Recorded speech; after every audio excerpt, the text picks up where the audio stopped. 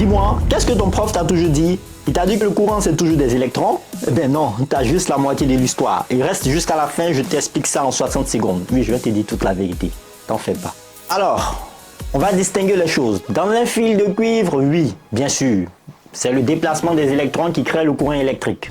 Il glisse de l'anode vers la cathode dans un métal. Bon, facile, on le sait déjà. Le prof l'a répété, la grand-mère l'a répété, tout le monde l'a répété, on le sait.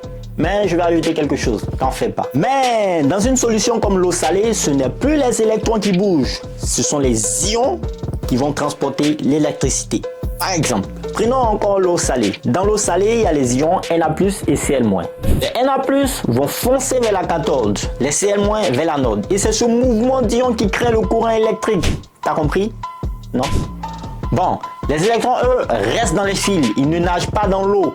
Ce sont les ions qui assurent le transport dans la solution. D'accord? Dans la solution, il n'y a pas d'électrons. Ce sont les ions. T'as compris? Bon.